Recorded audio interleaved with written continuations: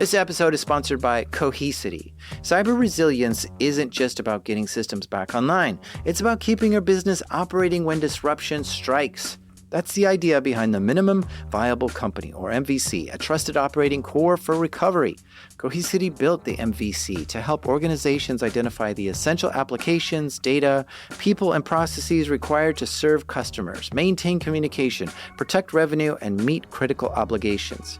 By restoring this trusted operating core first, organizations can reduce downtime, accelerate recovery, and maintain continuity while broader restoration efforts continue.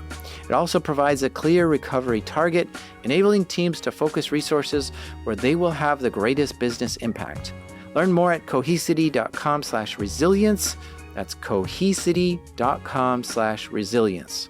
Cohesity, resilience everywhere.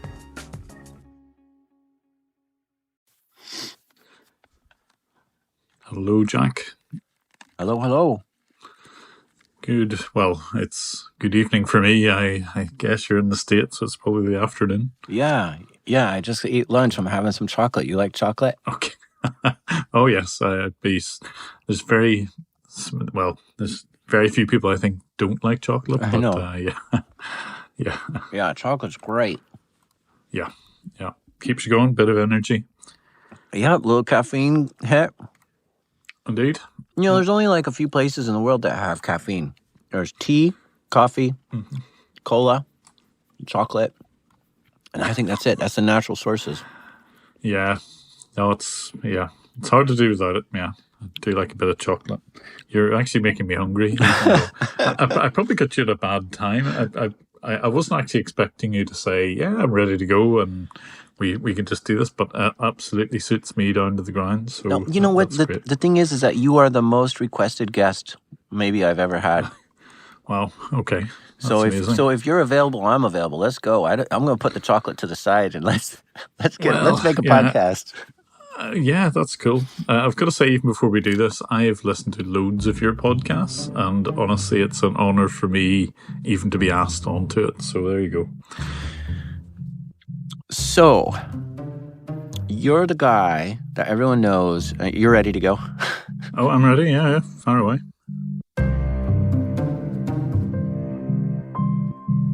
These are true stories from the dark side of the internet.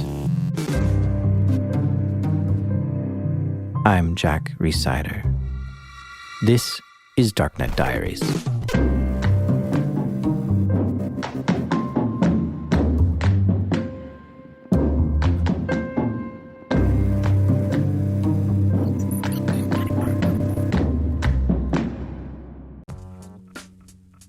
This episode is brought to you by Black Hills Information Security, trusted by the cybersecurity community for nearly 20 years. Need a pen test or 24/7 monitoring from their active SOC team? Or maybe you're ready for continuous pen testing to keep your systems battle ready. Black Hills InfoSec can take care of it all. And if you want to learn how they do it, check out Anti-Siphon Training. It's built for people who really want to hone their skills, from SOC analyst tools and methodologies to setting traps and running deception operations.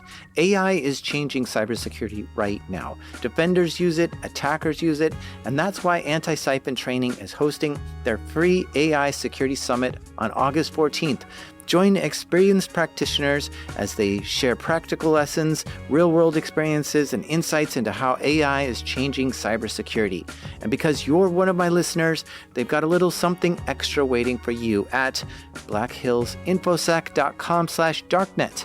The website you need to go to is blackhillsinfosec.com/darknet.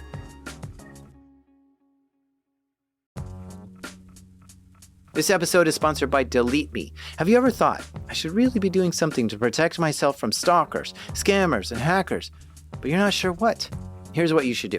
Go to www.joindeleteme.com/darknetdiaries and enter code DD20 and you'll get 20% off Delete Me. And a few years ago I signed up and Delete Me got busy scouring the internet for my name and gave me reports on what they found and deleted stuff. Take control of your data and keep your private life private by signing up for Delete Me. Now at a special discount for my listeners, get 20% off your Delete Me plan when you go to www.joindeleteme.com joindeleteme.com/darknetdiaries and use promo code DD20 at checkout. The only way to get 20% off is to go to www.joindeleteme.com/darknetdiaries and enter code DD20 at checkout. That's www.joindeleteme.com/darknetdiaries, code DD20. Today, I have the absolute pleasure to speak with Jim Browning. Jim was the first person I ever saw do scam baiting, and I was blown away that someone even does this sort of thing. Scam baiting is just as it sounds. He tries to bait scammers to scam him, and he records it for YouTube, and it's really quite amazing to watch. So it still says connecting. Okay, no problem. So it takes a long time because I believe don't that know why. your computer and internet is working really very slow because it got infected with the virus. Oh, So, is the let me virus doing explain- this? All right. Yes, Nothing to do with the live stream, What then? happened now, actually, the alert which Yeah. you got, that is the security block alert, which is Yes. coming from internet, because right now you have no any internet security. That is the reason while browsing over the internet by mistake or by accidentally, you might have a click any link which was not secure. Okay. Oh, I see. How did all this get started for you? What's your origin story with this whole scam thing? Well, I wish it was a bit more like Batman. Batman has got this, an injustice done, and he's after the Joker and all this sort of thing. Very, very different for me. The way I got started was probably like most people. I receive lots of scam phone calls, and you keep hearing those incessant phone calls, people pretending to be Microsoft, pretending to be Amazon, your bank, and so on. And most people know just to hang up those calls, but I'm one of those people who I love to dig a little bit deeper. Because I'm an engineer, I know about computers, know about networks, and I thought to myself, surely someone is doing something about this, and if they're not, maybe I can do something. I'm sure you're familiar with the fake Microsoft support scam calls. It's typically where someone from India calls you up and says you have a problem with your computer, and it sounds something like this. Hi, hello. Oh, yes, hello. I'm calling from vSupport LLC, and my name is Sandeep. Jim? And they'll try to convince you that your computer has a virus and they can help. And they'll ask for control of your computer to fix it. But the thing is, you don't actually have a virus at all. They just made up this problem and they want to take your money. And Jim finds this whole thing really fascinating and just can't stop thinking about this. I really want to find out about what makes the scam tick. So Jim finds himself on these calls to hear how it works and watch their whole operation. And then he calls them out on it, like this. Oh, yes. I just need to inform you that we have finished all the work with the computer now, and everything is working fine with it. Right. Did you find any Trojans or anything? Yes, we have already removed all your network infections, and also we have blocked them, so they will not enter from now onwards. Right. Just that I was watching everything you were doing. I'm also recording what you're doing and recording your voice, because you've removed nothing whatsoever from this machine. It was never infected in the first place. And all you've done... I'm sorry? It was never infected with anything in the first place, and you know that. So you say that you've removed a Trojan. Tell me what Trojan you've removed and show me evidence of that then. Right now we have already removed, and everything is recordable at our end as well. Yes. Yep, show me. Tell me what I had. Tell me what Trojan I had then. We have removed all the Trojans. Yeah, which has show been me infected on your one. computer. Show me one Trojan that you've removed. Okay, let me explain it to you. There were Trojan horses in it. Yeah, show me evidence of that. That's what I'm asking. But how should I show you now? But they are already removed. Because if it was something like, this particular tool, it would have logs and it would show you in the history what was removed. Okay, there's nothing been removed here. This is an anti-malware software. So go on then, tell me what software you use to remove any Trojan. Bear in mind, I've recorded everything you've done. So are you going to still stand by that story that you removed a Trojan? So may I put the line on hold for 1 to 2 minutes? You can do what you want, but don't forget, all of this is going to be uploaded to YouTube very shortly, so be very careful what you say in the next few minutes. Jim is pretty good at catching them in a lie, and then he tries to get them to explain themselves.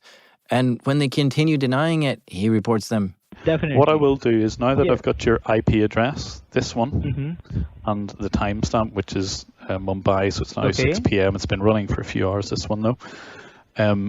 I can go to your ISP, and that's Tata Teleservices in Italy. They provide that IP address to you, and that's the one you're using at the minute.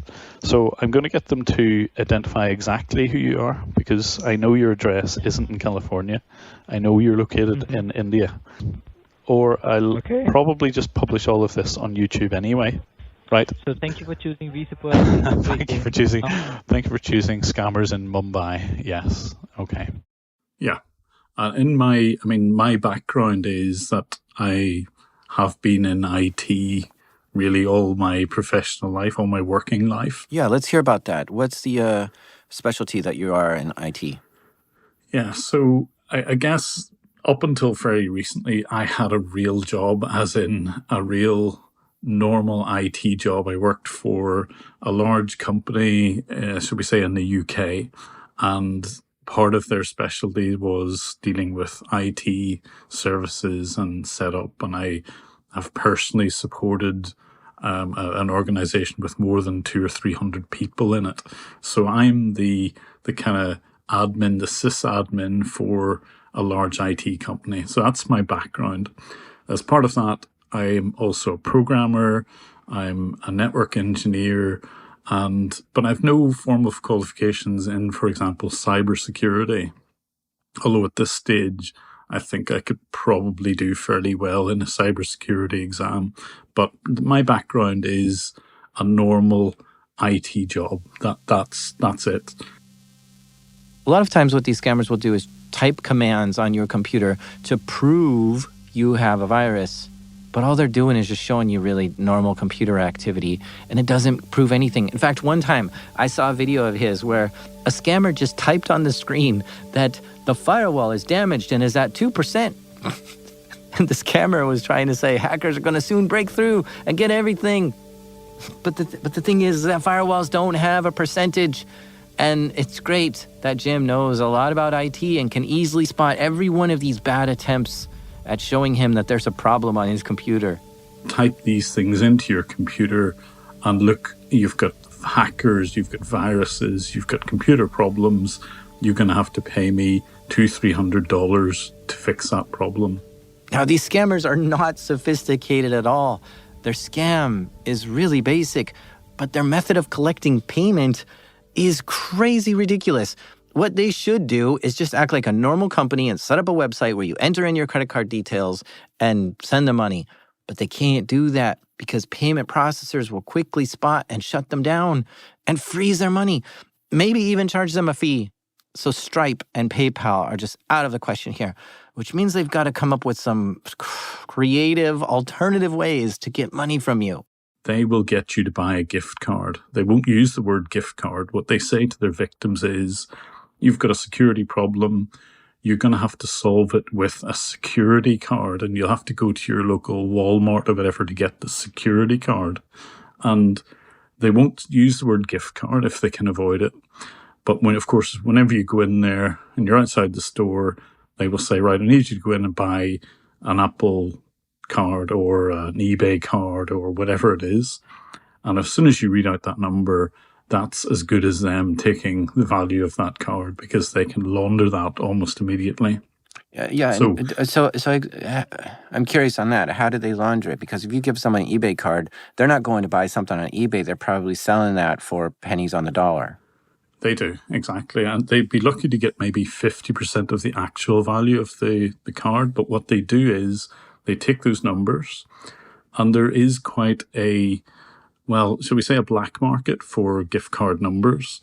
There are legitimate websites like Paxful, for example, where people will buy Google Play cards, eBay cards, you name it, any sort of gift card, and they will give you 50% of the value, and they will mark that up, and they may directly or indirectly buy items from those stores. So yes, absolutely, they're going to lose half the value. But if you're a scammer, you have completely cleanly washed that money, because there's almost no way of getting money back when someone's bought a gift card and it's been used. This always seems surprising to me. To convince your victim to hang up the phone, go drive to the store, buy a gift card, then drive back home and call the scammer back up to give them the gift card details. I just think you're going to lose your victim every time in that process. And on top of that, they're only getting half the value that's on the card. But this seems to be pretty effective. I mean, these scam centers are making quite a bit of money this way. And I guess this means that even though the scam is hilariously bad and the method of collecting money is ridiculously complex, the thing that makes this work is the numbers. The relentless attempts at scamming people. If they try over and over and over and over, they'll eventually get people to pay them. Now, of course, some victims don't want to send gift cards, so the scammers say, that's fine, there's another way, send us cash. They actually persuade people to go to their local bank and withdraw cash. And they will say, I'll instruct you in a moment what you do with the cash. So they generally get the victim, take the cash home, and then they'll say, and this is typically for a bank type scam, they'll say, we're going to create a new account for you, and you need to send that money to a secure facility. And they will say, look, you need to put the cash into pages of a book. So between pages of a book, wrap that in silver foil, and they will actually get you then to go to the nearest FedEx or post office and mail your cash to an address, and it's a money mail address. Gosh, that sounds even more bizarre. Have these victims never paid for anything in their life before? In what world is it normal to wrap cash up in tinfoil and stuff it in a book and then ship it somewhere to get your computer fixed? Like, I don't want to be victim blaming here, but come on. How colorblind do you have to be to not see these giant red flags? One of the scams that Jim sees often is called a refund scam, and it might start out with a phone call that sounds like this. Hi, we are calling you from your computer maintenance department. If you remember, you have a contract with us for computer support and services. Unfortunately, we are closing the business. So you can give us a call for the refund of the amount you paid to claim your refund. This is a real voicemail or phone call that somebody got, and people are falling for this and calling up the number.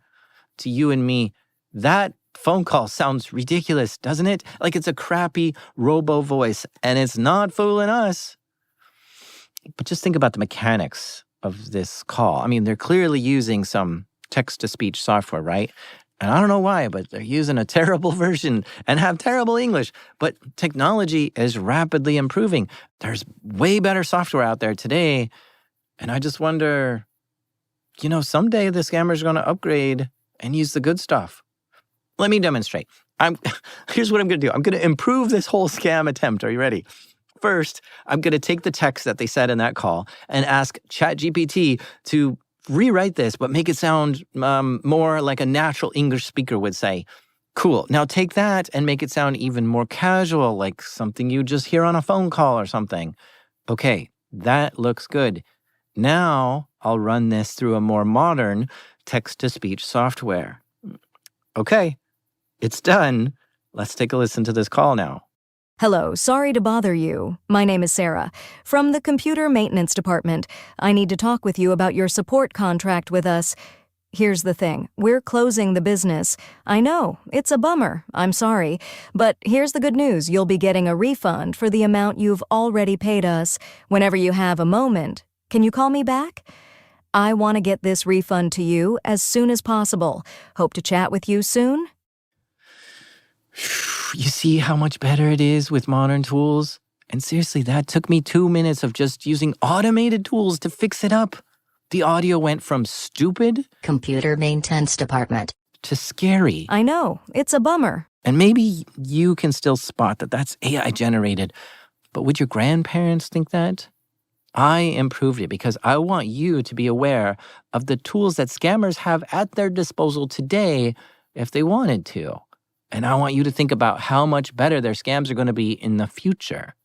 We see that they're using text-to-speech software today, and it's just a matter of time that text-to-speech software sounds really convincing. And then what? What red flags would you notice in this audio to make you think it's a scam? Now you've really got to think, well, hold on. Do I actually have a support contract somewhere? Who are these people? Let me call them up and find out. And now you're on a phone call with a scammer, a position you really don't want to be in.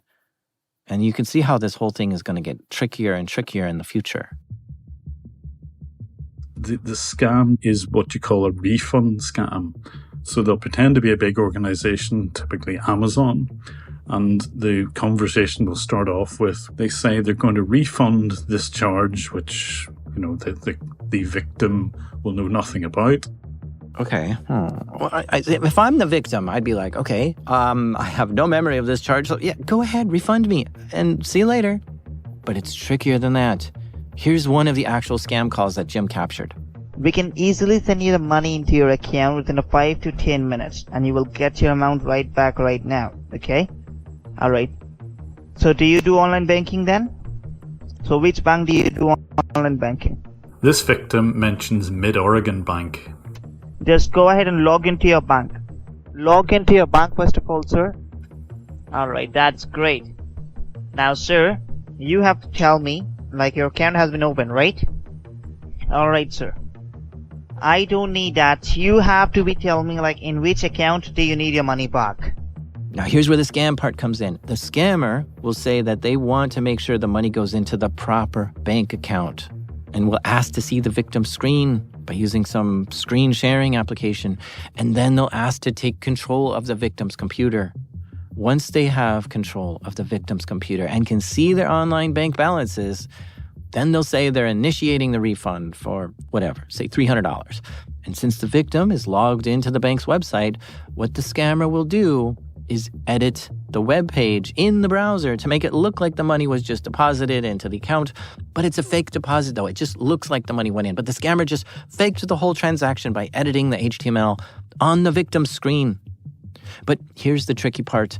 The scammer will put in the wrong amount for the refund. If the victim was expecting a $300 refund, the scammer would instead put in a $5,000 deposit instead. Then act all surprised that they put in the wrong amount. 5,300, did you say? Oh my goodness, will you please hold on for a minute, sir? So the scammer obviously knows that he's overpaid this victim, so the key to this scam is how they get the money back again. Our scammer comes up with a solution. Sir, I just got a mail from my hate server, and unfortunately that you got extra amount in your account by mistake, really, sir. So sir, will you please refund me my money back? Inevitably, the victim asks how he can refund the money. Surely they can just take it back themselves. Oh, sir, I can tell you, sir, what you have to do to refund my money back to me, alright? Let me have a speak with my manager, okay, sir? Let me have a word with them. A few moments later, there's a proposal. I have a word with my manager, sir, and they said there is some financial institution where you can send our money back to us, alright? So do you know any Apple store near from your place? Yes, he said Apple Store. He wants his victim to go to an Apple Store in order to get his money back. You don't know? Okay, let me find Apple Store for you, sir. Hold on for 1 minute. He searches on the victim's PC for the nearest Apple Store. Can you see, sir? There is a place called Simply Mac. Do you know this place? He spends the next few minutes explaining that he's going to need $5,000 worth of Apple gift vouchers. Jim says he's seen scammers also try to get people to send back the money using Zelle and bank wires too, and some people have lost quite a bit of money to these refund scams. It really does look convincing when you look at your bank balance and it shows $5,000 more than what you were expecting. And the victim could just refresh the page and the whole thing would reset, but the scammers are really good at preying on the victim's goodwill, and the victims will give back the money. Which is a pretty jerk thing to do, to exploit the goodness in people. You said that up until recently you had a real job. Is this now your full-time job as content creator? It is, yeah. So as of just over a year and a bit ago, I gave up my full-time job, my IT job. And my full-time job is now making YouTube videos and, going after scammers. So it sounds like this is something you're really passionate about, to leave your career behind, go right into like chasing after scammers and exposing them. Is that true? This is your passion? Oh, for sure, yeah. It's definitely a passion. I can't stand scammers. I have that as my little tagline, if you like, on my YouTube channel. I can't stand scammers. And The thing about you, Jim, though, when I'm watching you and I'm listening to you, your voice is just so calm and cool, and I never hear passion in there, and I never hear things like "I can't stand scammers." There's not even like, you don't even like have inflection when you say that. No. You're just like, "I can't stand scammers." But this is the thing. I really don't. Maybe it's something to do with my Irish accent or whatever. But honestly, when it comes to scams and scammers, I'm now devoting my life. But it is for that reason. It's, if you watched what I do, if you listen to the calls that I hear every single day, you can't help not going after these guys. I build up a bit of a hatred for them, but it probably doesn't come across in the way I make the YouTube videos or my inflections or anything else. But in a lot of ways that helps me, because if I appear calm, if I try to think it through, if I try to rationalize what I'm doing, it gives me in some way a bit of strength to try and combat these scammers, because I like to think I've got a level head when it comes to tracking these guys down. And I think that's why I've been as successful as I have been. Yeah, you have a unique approach that you're not sensationalizing it. This is what I loved about it, actually, honestly, is you know, there's kind of been a trend of people doing things similar to you now, and they're making it into a big game and lots of excitement. They're trying to get the other person to just lose their mind, you know, and start screaming back or something. And you're always very calm and of course there's room for that. You know, I encourage everyone to be a form of scam baiter, and if you can waste someone's time who you know is trying to steal money from you, it means they're not stealing money from your parents, grandparents, and whatever. So absolutely, there's room for everyone. I encourage everyone to do what I do. Well, maybe not quite as far as I go, because you know, it could land you in trouble. And you know, but there's nothing wrong with wasting a scammer's time. Huh. He's encouraging everyone to waste scammers' time. And that's an interesting idea, I think. Imagine if every time you got a call from one of these scammers, you instantly got excited and you're like, oh boy, this is going to be a fun call. And of course, you don't give them access to your computer or send them money, but what could you do to waste their time? I say someone should just create an app on my phone that's AI-driven, that I could just pass the call over to it, and it acts like me. And it talks to the scammers for hours, keeping them going just a little longer. Like maybe there's really long loading screens, or web pages aren't loading right or something, and things just keep timing out and they have to start all over again.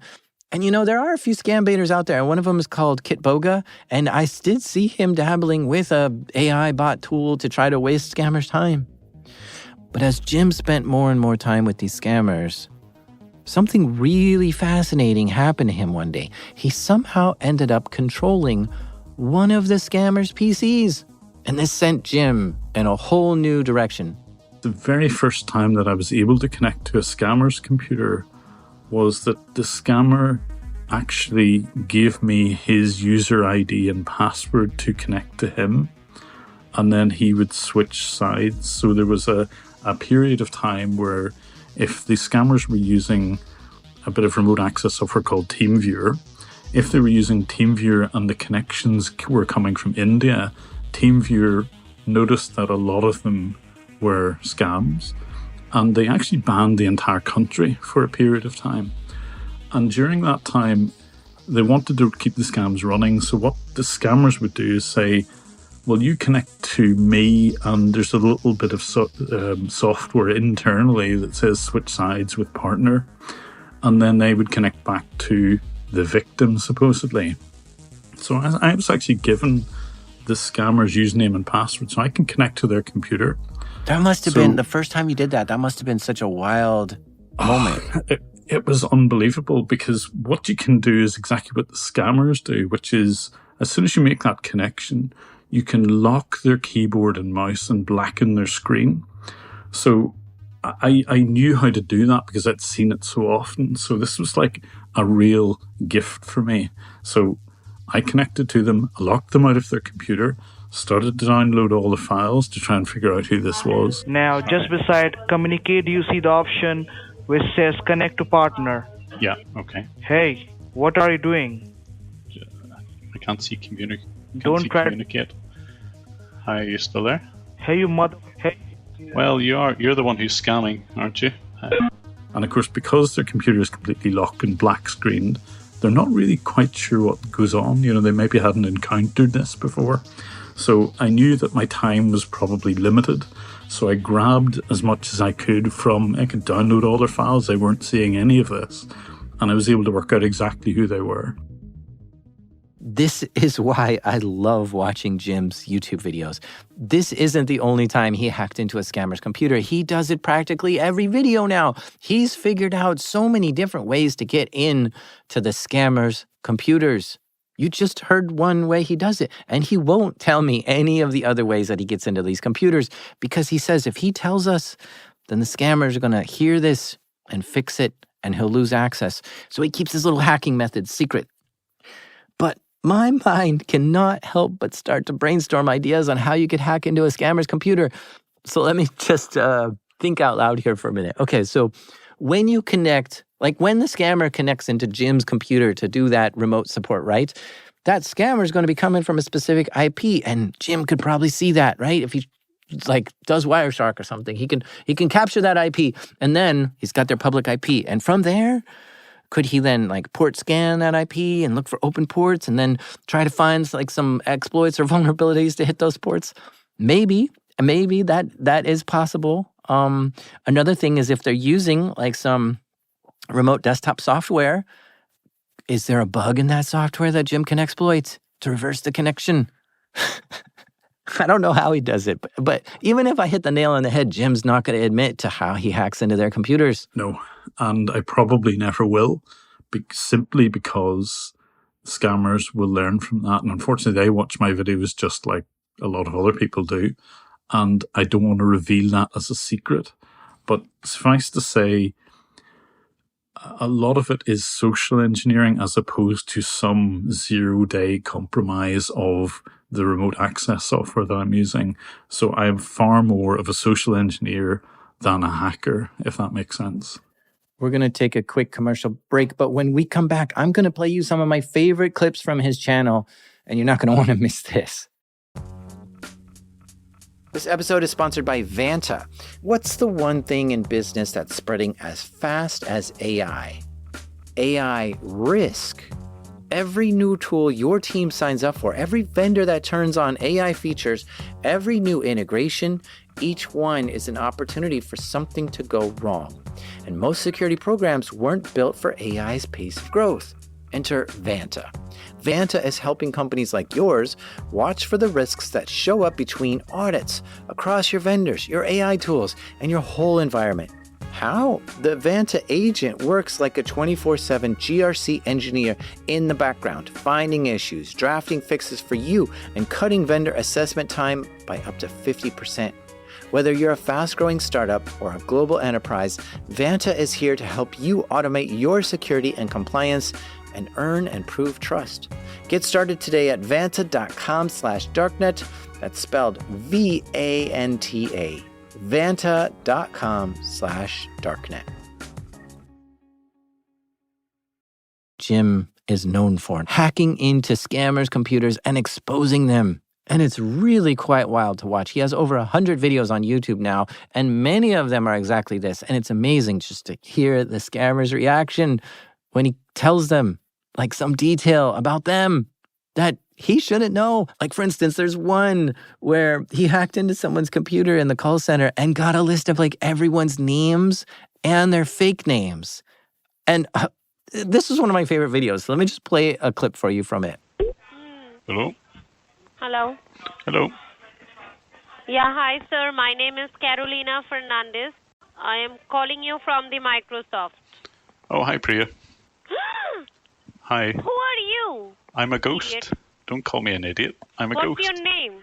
Tell me your name. My name is Ghost. I don't understand. And you tell me. You already tell my name. I know, you're Priya. I'm a ghost, you see. Priya, at least talk to me. Hello? Hello? Hello? Yeah, who's this? Hello? Who's this? Yeah. Do you know my name? I don't know. What is your name? I love this part. You can hear this guy's brain just breaking real time. What is your name? I'm talking about your computer. You have a Windows computer, right?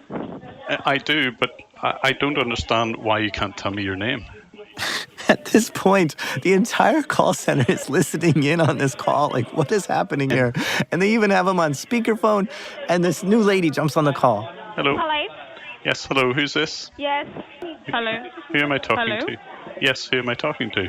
Hi, this is Mary William from the headquarters of Microsoft Security Department. Tell me what happened.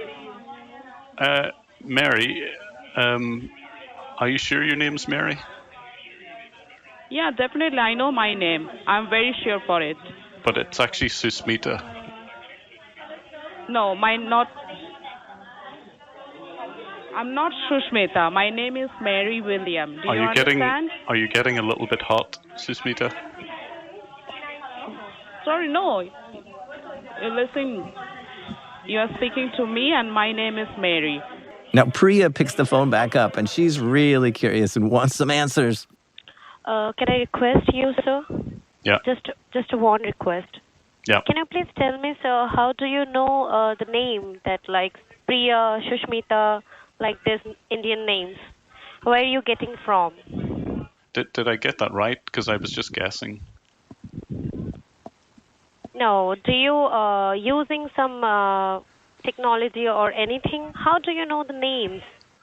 I'm just very good at reading people's thoughts over the phone, and I get this aura. I'm like a ghost. Really? Yeah, But yeah. it's quite impossible. That how do you know the name by hearing their voice?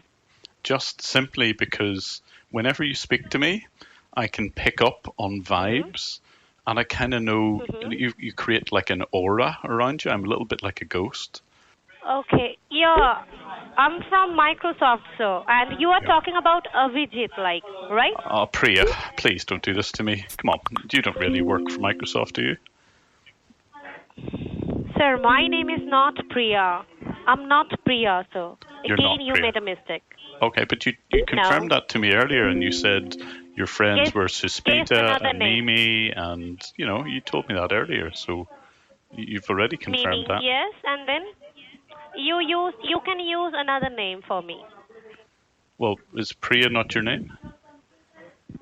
No, I'm not. Oh, Carolina Yes, my name. Fernandez, you're sticking to that, are you? Yes, I'm Carolina Fernandez. Carolina Why are you Fernandez. using the Indian names? Okay.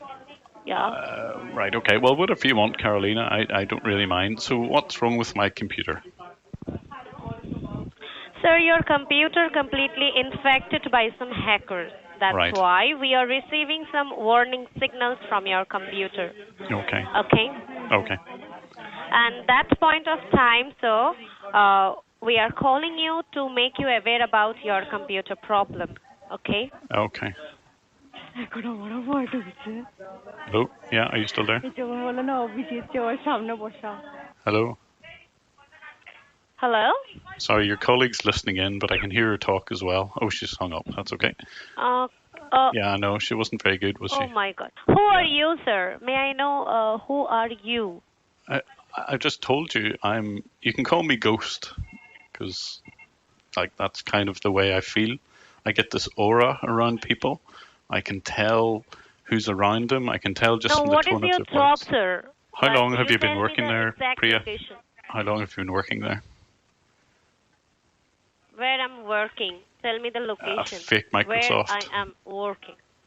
Salt Lake Sector 5. Yes, then why you Salt Lake Sector 5. why you taking Salt the Lake name Sector of 5. Kolkata? Salt Lake Sector 5. Sorry? You heard. Salt Lake Sector 5. Hello? Please don't hang up. Hello? No. I'm here. Yeah. I'm here. What's the weather like there? Weather. Now it's Yeah, what's the Tell weather me. like in Kolkata? You tell me. You know everything about me. I'd Then say you about tell me. 33 what is the degrees. weather? What's my name? It's Do 33 you know degrees. my father's name? It's raining. Yeah, I don't Do know you know what. my father's name? I don't know, but is your father proud of you? What you do? Does he think you work for Microsoft? Yes, of course. But you don't work for Microsoft. Did you tell him that? Sir, you just tell me one thing. Why are you wasting my time? I'm not talking about wasting your time. computer. I'm trying to, you give off this aura, and I'm trying to kind of work out why you do all this scamming stuff. That's really what I wanted to know. Then why are you wasting your time? Can't you get like a different job that And how doesn't do you steal know money? the name? How do you know the name? I know everybody's Do you know name. another name? Yes, How everybody. many names do you know? Everybody. Tell me the name. Everybody. Tell me my colleague's name. I'll Okay, tell you tell one me. more name. One by one.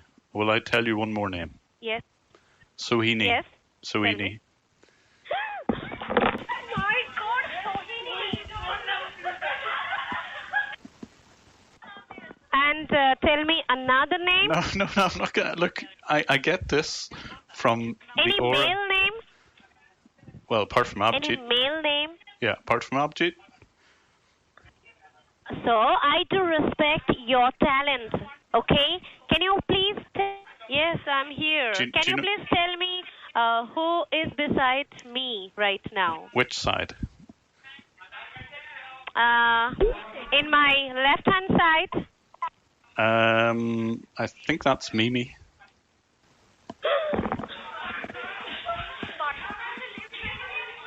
Hello? Did I get that right? Hello? Hello? Hello? Okay. You went very quiet. Yes, Everything. Can you I'm tell me? Did I get it? Did I get it I'm right? so excited. Did I get it right though? I'm so excited about you, sir. 'Cause this doesn't who always work. are you? Did I get it Tell right? me who? Wait. Can you keep hear asking. me properly? You keep asking me questions. Can I ask you one thing? Did I get that right? Because I can never tell. Is Mimi on your left? And right-hand side? In my right-hand side? It's coming through to me. I'm not sure. I'm pretty sure that's Susmita.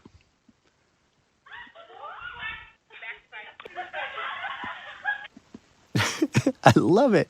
Jim caused such chaos in that scam call center.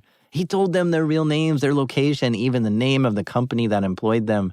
And they passed this phone around to at least 5 different agents to talk to him. And of course, any information that Jim does get from hacking these scammers, he reports it. So like if he sees that they use a certain service, he'll report that to the service provider, that scammers are using their product and this is their user ID. And he's gotten some of them actually banned from using certain software, but they can just like make a new company and then register the software again under a new company name. And sometimes when these scam centers make new company names, they even get their company listed by the Better Business Bureau and then even get some people to make fake reviews about their company. So if he can find this, he'll definitely report that to the Better Business Bureau, and he'll do everything he can to slow down these scammers and waste their time. Once he got into a scammer's computer and grabbed all their files, and in there was a plane ticket for a recent trip. So Jim had this guy's real name, his travel details, and from there he could look the guy up on Facebook and find his friends and family. And yeah, when these scammers call him up and have no idea that Jim has all this information on them, it's quite a riot to watch the whole thing unfold. The question does come up, though, and I'm sure you've answered this 1,000 times, which is like, hold on a second. Hacking is illegal. You can't just go hack people's stuff. And here you are hacking into someone else's machine. What's going on here? Where's your justification? Where's your moral compass or ethical framework in this way? I mean, the moral bit is quite easy for me because I quite deliberately let the scammers attempt to scam me. I cannot, and I don't have the technical expertise, shall we say, to arbitrarily hack into anything. Okay, I can't do it. I'm not able to do that. A lot of the people that you've spoken to on this podcast probably would be able to do that. I cannot. I have to rely on a scammer connecting to me and trying to steal money from me. And that's the only way that I can ever access their computers. They have to try to steal money from me first. So this is a really nice ethical line you've painted yourself. Like, okay, you know what? Unless you walk into my home and get onto my computer and attempt to steal money from me, I'm not going to do anything to you. And once they do that, and you open your door to allow that to happen, and you see that, okay. I mean, I'm not, and I hate to be known as a hacker because that always has quite negative connotations, and I hate the term because it just has all of that baggage. But that is true, and every single person that I feature on any video on YouTube has at some point connected to my computer. And they don't forget, scammers don't always make it clear that what you're typing out gives them access to my computer, because they will quite deliberately say, just type this on your command line. When people question, well, what is this thing that you're getting me to download and run, and it's in fact a remote access tool, they will not explain that. So already there is a remote access connection, which is a sort of hacking attempt, because the scammer doesn't make it clear to the victim. They are taking access of your computer and they are not making it clear. Obviously, they're scammers. And I just go a little bit further to say, well, okay, you're trying to misuse my computer.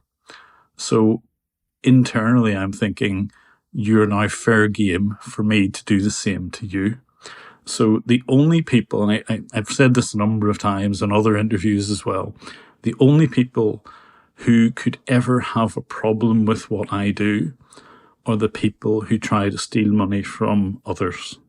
Okay, and if they ever want to raise a legal complaint or whatever, please bring that on, because what I will have done is record how I managed to get access to their computer.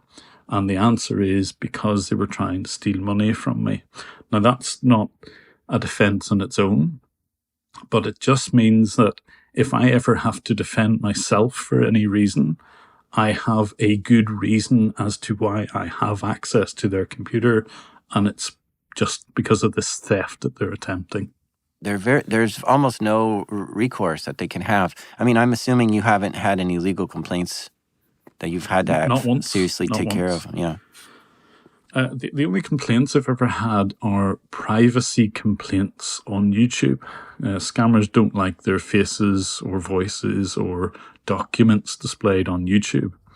And tough.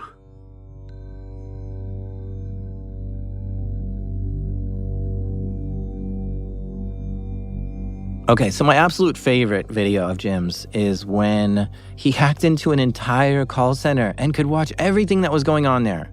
Wait, first, before we get into this story, how do you typically find these scammers?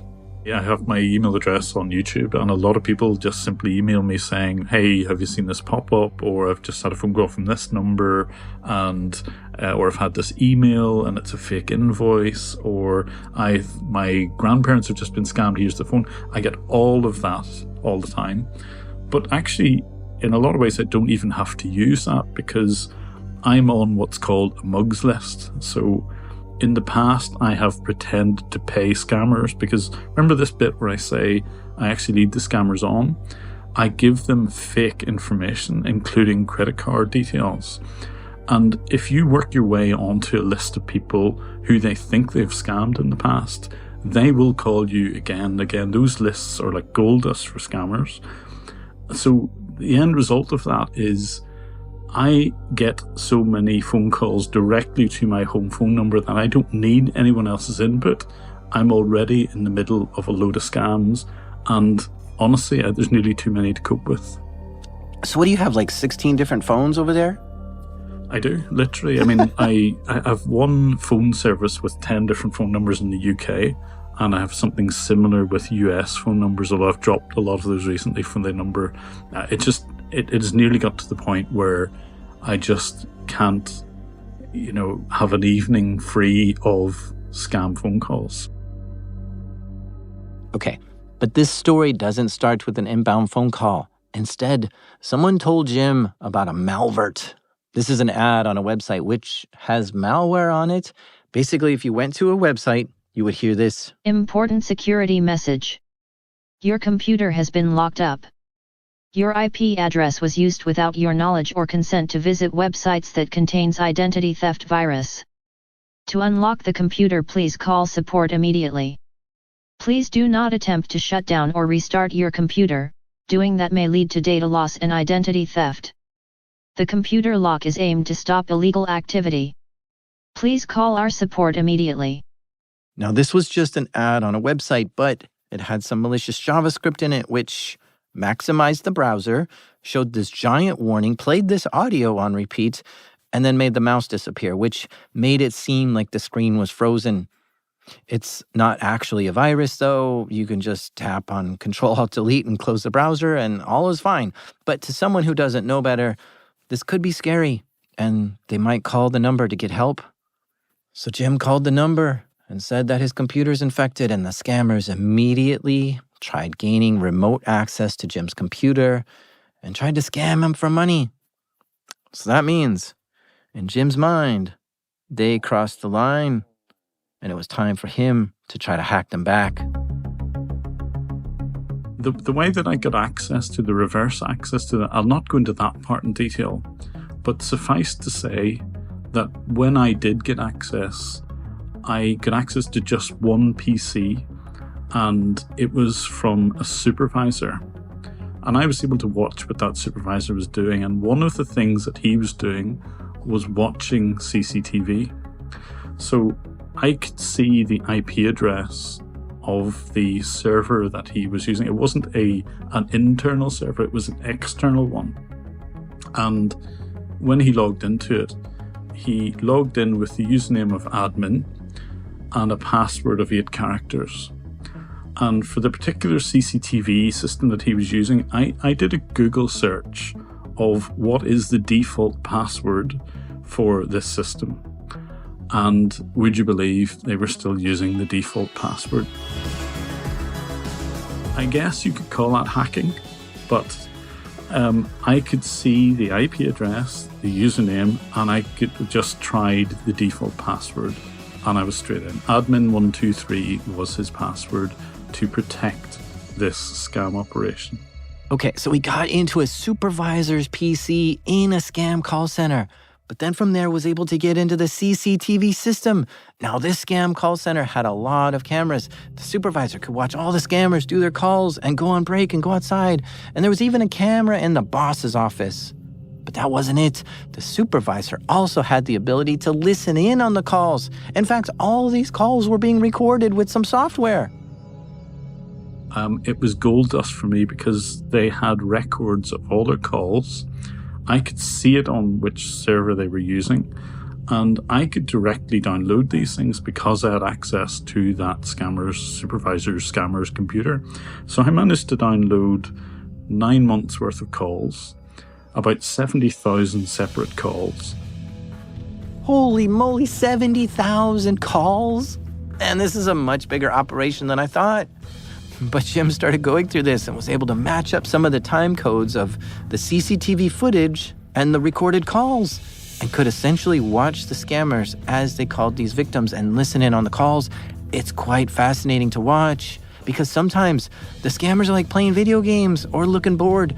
But this also means he's starting to identify what they look like, where their desk is, where they sit in the room, and how this operation looks from the inside. On top of that, on the supervisor's PC, there was a list of victims, which included the amount that was stolen from everyone and their names. It was quite a find. And just imagine having this access, being in Jim's position. I mean, if I was in that position, I'd just put the computer down and take a walk around the lake or something like that, right? Like, what do you do? What do you do with all this? Like, he would open up his computer in the morning and would have live cameras of this scam call center on one monitor watching everything that was going on. And then on the other monitor, he could tap into the phone calls and listen to them live as they were trying to scam victims. For calling support, my name is Alwyn. How can I help you today? I've sent an important security message. It says my computer's being shut down. What were you doing on the computer when you got this message? Your IP address was used without your knowledge. Please do not attempt. Can you lower down the volume of your computer? He pretty much had full supervisor access to this whole scam call center and could watch and listen to anything. But what do you do with that access?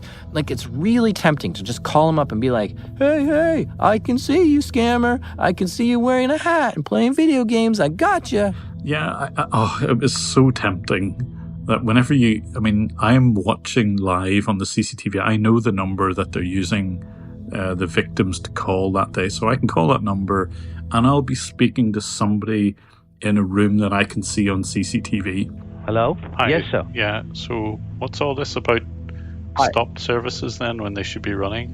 I don't get it. Yeah, sir, you need to go ahead and get it fixed and there will be a one-time charge, sir, okay? I don't always know who I'm speaking to, and sometimes if the room is full, it can be quite difficult to work out which agent. There may be 20, 30 agents in the room, and I can't always work out who I'm speaking with. And there's 4 cameras. Each corner of the room's got a camera. And what I do was actually invite the scammer onto a computer. I had my desktop background set to a purple or a green color. And then what I would do is look around the cameras and look for that green screen or that purple screen. And then I knew, right, there's the guy. That's who I'm talking to. And sometimes I had to do that just to work that out. And the really, really tempting thing would be to say to the guy, hey, that's a nice check shirt you're wearing. Or stop playing Pac-Man whenever you're speaking to me. Can you stop doing that? But I couldn't give the game away. I couldn't be just as obvious as that. Although it was incredibly tempting to do that. Yeah, and 70,000 calls with a whole list of victims here.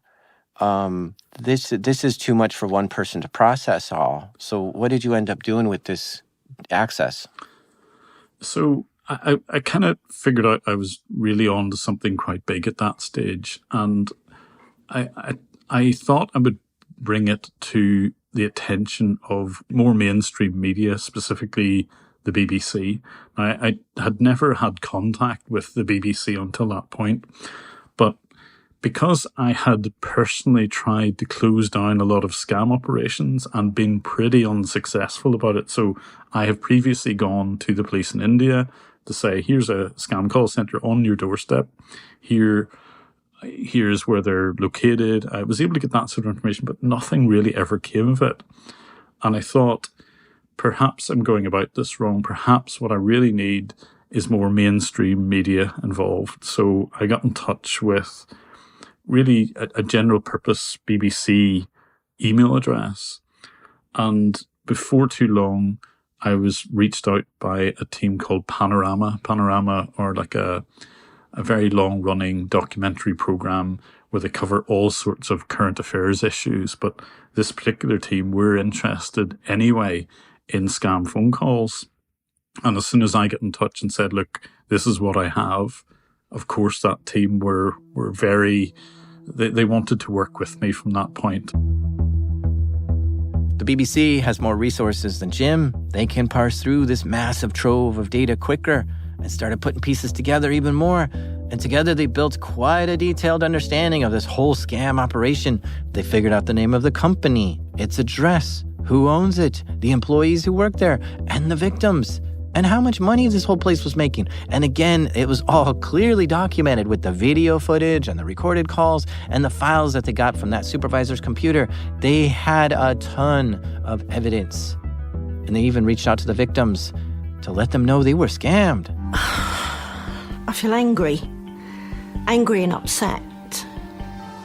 Angry that someone could do that, knowing that there's nothing wrong with the computer, just to extort money from you. And upset with myself that I fell for it. Well, with all this proof, it was time to learn who is leading this operation. We've identified the man behind the fraud, Amit Chauhan. But Amit Chauhan's not an ordinary businessman. The hacked footage includes recordings from the CCTV in his office. We focus on the bottom line. That is how we should measure our success. Okay, this is super interesting. There was a CCTV camera inside Amit's office, the head boss of this whole thing, and it's the only camera that actually had sound on. And so there's hundreds of hours of him talking on the phone and having meetings with people. And in those meetings, he's scheming up new ways to scam people and basically admitting to all this criminal activity on camera. It's extraordinary.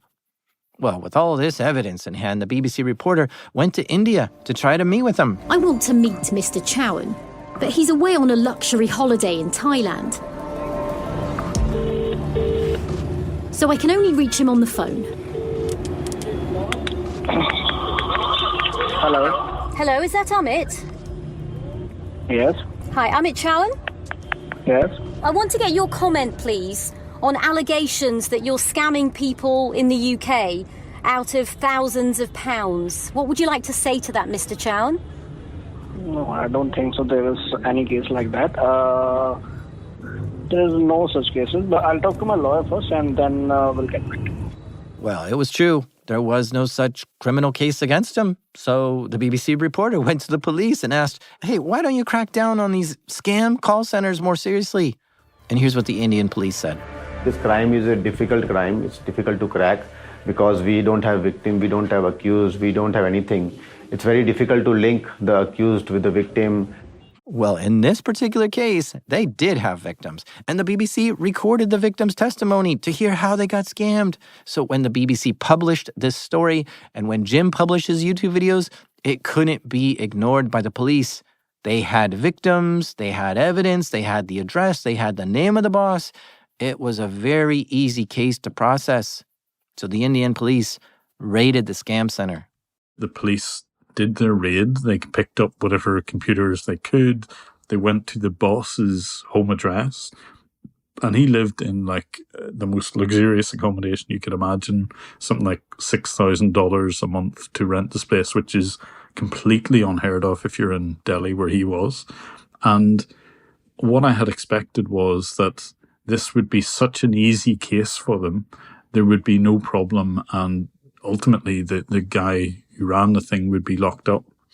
But that was very far from the truth. And what actually happened was, number one, it took about a year for the trial to even come up. Then COVID kicked in, so it was delayed by another year. But eventually, whenever the case did go to trial, the police never actually followed up on any of the evidence that was given to them or that they had collected. So they had scripts about scams from the boss's computer, but they didn't, for example, follow the money trail from the victims to the boss. So they could very easily, if they had any kind of incentive to do so, they could have easily gone to PayPal and say, we need evidence about what happened with this particular PayPal account. They never asked for that. They never followed up on any of the thing. In fact, what they actually relied on was the one laptop that they managed to pick up. And obviously, because the documentary had gone out, the YouTube video had gone out, all of the computers were immediately wiped before the police actually arrived. So they only really had one laptop to go on, and that wasn't enough for them. And any of the independent evidence of scams, the 70,000 phone calls, the video footage of the scams actually happening was never presented. In fact, what they said was, well, that YouTube footage could have been done by AI, or that YouTube footage could have been faked. And and it looked like the judge just accepted that. So there was no pressure whatsoever to present anything which linked the boss to any of that scam victim money. And that is just a travesty, because I couldn't have handed it on a plate any more clearly to the police, or indeed the BBC could have handed the same evidence to the police. But the police never came to speak to me, never came to speak to the BBC, or follow up with any of the evidence that I presented in the video whatsoever. They just didn't bother. And I can only imagine that's for one of two reasons. One is they're desperately incompetent, or, and which I think is the more likely reason, they've been paid off, because the guy who was in charge of this is the equivalent of a multi-millionaire as a result of those scams. And unfortunately, in India, corruption is rife. So I don't know for sure, but I would imagine that's what happened. Well, there you go. That's disappointing. Indian authorities seem to not care about scam centers there. It's illegal, but they say they can't prosecute unless they have the victims, and since the victims are far away in another country, they just don't have enough evidence. But even when the police are given the evidence wrapped up with a bow by Jim and the BBC, and are even introduced to the victims, they still don't take serious action on this.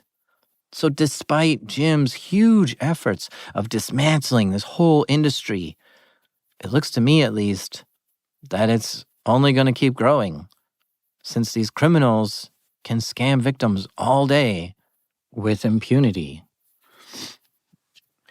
Are there situations, I mean, you've been doing this for 9 years now, and this probably was one of them, where you had this huge database of victims and all this camera footage and stuff. Are there other situations where you have to just do a long stare out a window and take like a walk around the lake or something, whatever you're, and just think about, what do I do with this situation I'm in? Yeah. What are some of the difficult questions that you have to you're asking yourself? Well, I mean, we've covered the moral one, and I never have a problem with that one for the reason I've just described. But equally, it's actually quite harrowing listening to victims actually getting scammed, because there have been times that I have tried to intervene, and I'll have gone as far as, because the scammers typically are on the phone with their victims all the time to their cell phone, and they're going out to buy gift cards, or they're going out to a Bitcoin ATM, and the only way that I can try to get that scam stopped is if I can warn a neighbor. If I know they're going to a certain gift card store, I will call that store and say, there's a person about to come in, here's their name, they're about to buy $500 worth of gift cards. Could you please stop them? And it's incredibly difficult to watch when stores, for example, warn the victim, but they unfortunately they trust the scammer more than the person in the store talking to them, and it can be very difficult to listen to that. I've had people go to a Bitcoin ATM. The store manager has tapped them on the shoulder and said, "You're being scammed. That person who says they're from customs are not who they say they are. And if you put money into that Bitcoin ATM, you are going to lose it." They've actually explained that they're being scammed, but yet they trust the scammer more, and they've moved on to the next Bitcoin ATM. And I've had that happen right in front of me. And it's incredibly difficult to watch that, because that could be my grandmother, my grandfather, your parents. It's someone's relative, yet you can't do anything about it. You try your best, but there are some people who are just going to be scammed. There's very little can be done about it. And that is very hard to listen to. It is very hard to watch it. Can I just do one last quick question? Sure, yeah, absolutely, yeah. Have you ever visited India, or do you ever plan to go?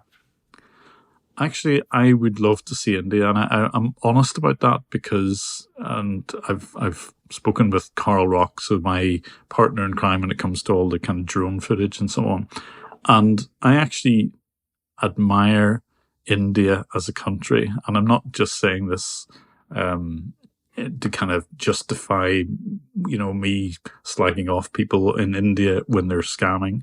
This is a country that I genuinely would like to see. And I do intend to go there. I will be at some point in Delhi. The nice thing about my YouTube channel is I don't show my face, so I'm not that scared about going. I probably would stand out a little bit if I went to Kolkata or Calcutta, but Delhi, I think, would be quite a place that I could easily go to.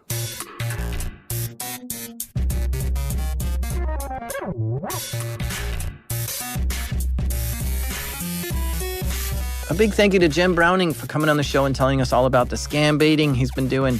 You can watch all his videos on YouTube by just searching for Jim Browning.